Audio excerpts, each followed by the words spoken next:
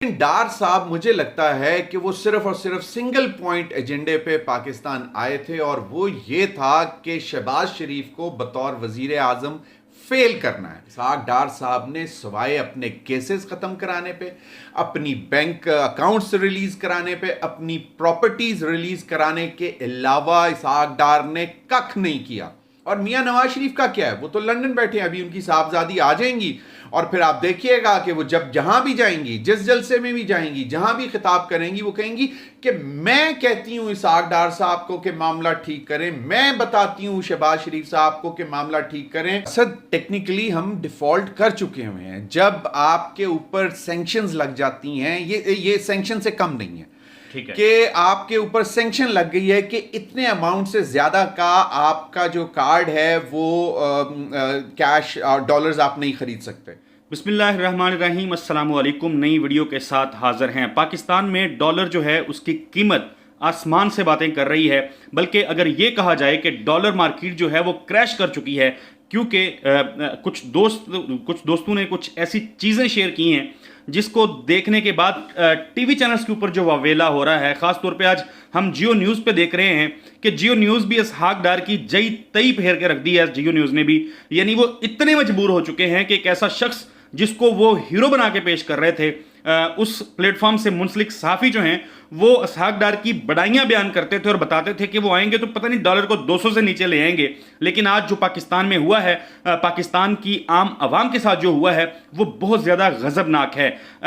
International platforms जो हैं वो पाकिस्तानी कार्ड्स के ऊपर ट्रांजैक्शंस अलाउ ही नहीं कर रहे, बल्कि अमेरिका से तो अगर आप डॉलर जो है उसको कन्वर्ट करने की कोशिश कर रहे हैं तो वो उन्होंने एक लिमिट मुख्तस कर दी है कि 30,000 रुपये से ज़्यादा के डॉलर्स आप ले ही नहीं सकते। वो एक शेर है कि कुर्सी है ये तुम्हारा जनाजा तो नहीं है, कुछ कर नहीं सकते तो उतर क्यों नहीं जाते। सूरत हाल यही बन चुकी है।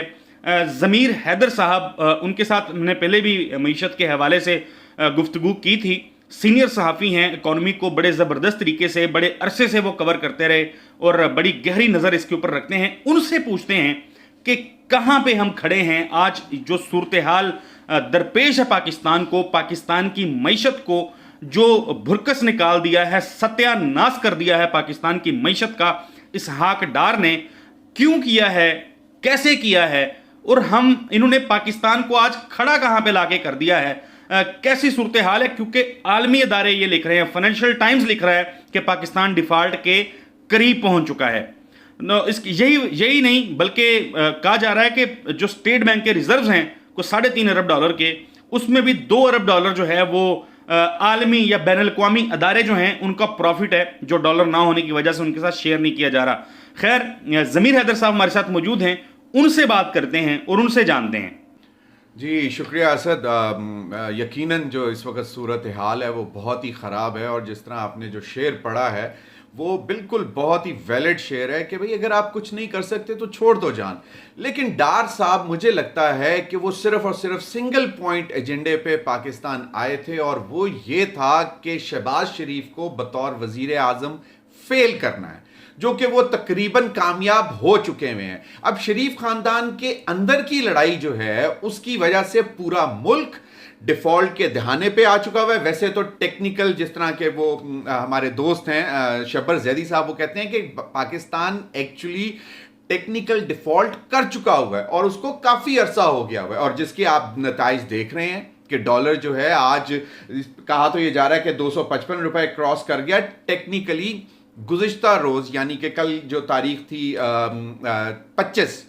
25 जनवरी को एक दोस्त ने $100 चेंज करवाए और उसको 262 रुपए के हिसाब से $100 के एवज 26,200 रुपए मिले हैं।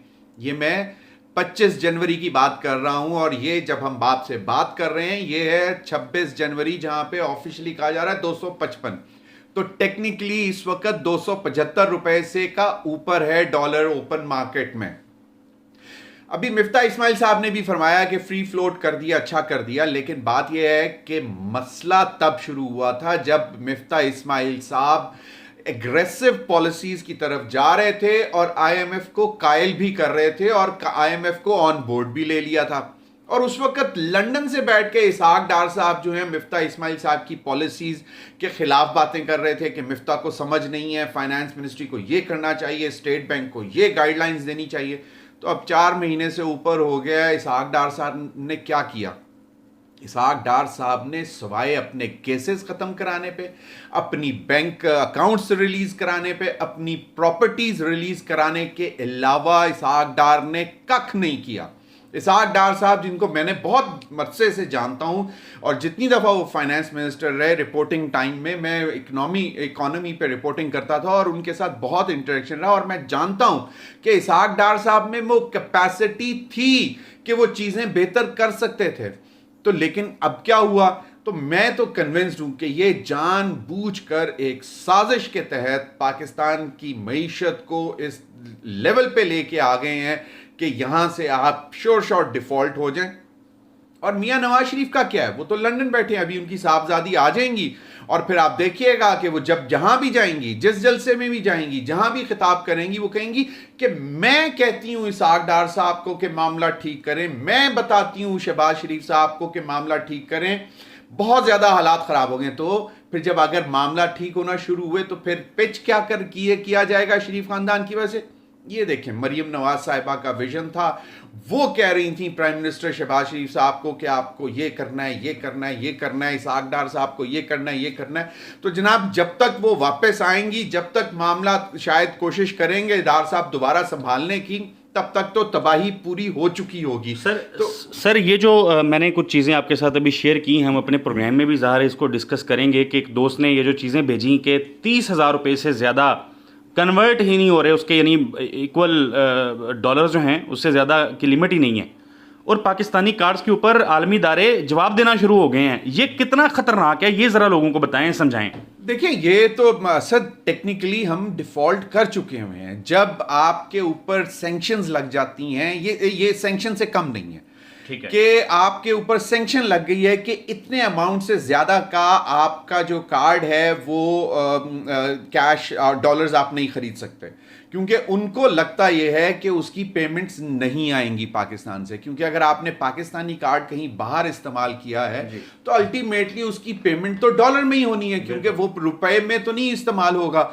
तो वो अगर, हालांकि उसमें अच्छा खासा प्रीमियम पे करना पड़ता है हमको और वो कोई सस्ता भी नहीं पड़ता, उसके बावजूद अगर उस पर वो सैंक्शन लगा रहे हैं तो इसका मतलब है, आप समझ जाएं कि पाकिस्तान की मईशत जो है वो उस नहज पे पहुंच चुकी हुई है कि आपकी किसी किस्म की कमिटमेंट इंटरनेशनली अब पूरी नहीं हो सकेगी। बहुत बहुत बहुत ज़्यादा संगीन मामला इसको कहा जा सकता है।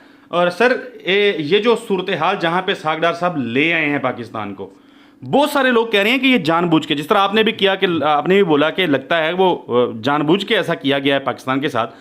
आप नहीं समझते कि जिस जगह पे पाकिस्तान आज खड़ा है, पाकिस्तान की मईशत आज खड़ी है, ऐसे लोगों को तो फौरी तौर पे अरेस्ट होना चाहिए। इनको इक़्तिदार की मसनद पे बिठाया गया है और इनको बिठाने वाले और इनको ये जो बैठे हुए हैं, ये सब जिम्मेदारों को कटहरे में कौन लाएगा? देखें, असद बात यह है कि हम बतौर मीडिया तो सिर्फ आवाज़ ही उठा सकते हैं। हम कोशिश ही ये कर सकते हैं कि लोगों को बता सकें कि भाई ये आपके साथ हो गया है। अब एक दिलचस्प बात यह है कि आपकी जो मल्टीनेशनल जो कॉर्पोरेट सेक्टर है, मल्टीनेशनल कंपनीज पाकिस्तान से पैक कर रही हैं, वो निकल रही हैं यहाँ से।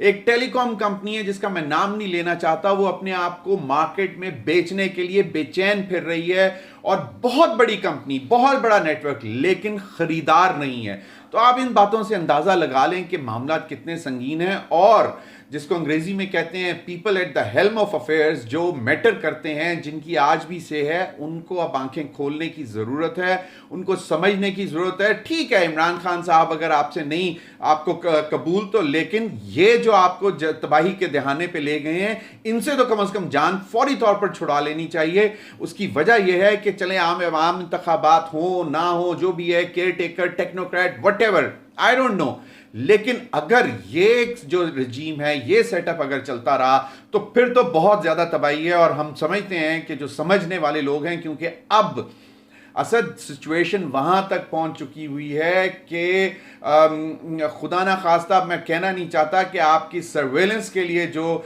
आपको पैसा चाहिए उसका 75% कट डाउन हो चुकी हुई है सर्वेलेंस। अब ये मैं इससे आगे नहीं बात कर रहा, आपके एक स्ट्रेटेजिक चीजें पड़ी हुई हैं आपके पास जिनकी प्रोटेक्शन के लिए, सिक्योरिटी के लिए आपको सर्वेलेंस करनी पड़ती है, जिसको आप एयर सर्वेलेंस भी कहते हैं। तो बस मैं इससे ज़्यादा नहीं बोलूँगा कि 75% अगर कट उसमें भी आ गई है तो आपको अंदाज़ा हो जाना चाहिए कि इन इदारों को भी अब ये देखना होगा, समझना होगा, सोचना होगा कि यहाँ से हम एकदम वापस बाउंस बैक तो नहीं कर सकेंगे, लेकिन इनको रोकने के लिए, ताकि मज़ीद जो है वो गिरावट ना आए, उसके लिए कुछ करने की ज़रूरत है। और इनको भी सबको समझ है। जहां तक मीडिया का काम है, हम तो सिर्फ आवाज़ ही उठा सकते हैं, उठाते रहेंगे।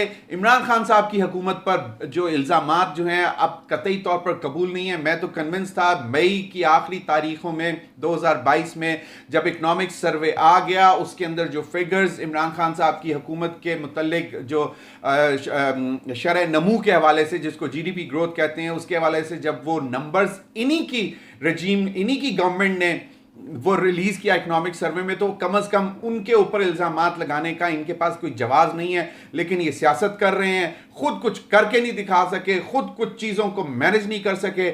आज आपके पास पेट्रोल जो है वो शॉर्टेज इतनी ज़्यादा हो गई है कि 2 शिप पेट्रोल के बर्थ हुए बगैर वापस चले गए कि जी उनको पता लगा कि ये तो पेमेंट ही नहीं कर सकते। ऐसे ये इटली से एलएनजी का कार्गो था, वो पाकिस्तान का जो मुआहदा था वो ख़त्म हो गया है, क्योंकि ज़ाहिर है एलसीज नहीं खुल रही, पैसे नहीं हैं, और आगे गैस का बहरान फिर सर उठाएगा, इंडस्ट्रीज फैक्ट्रीज फिर बंद होंगी।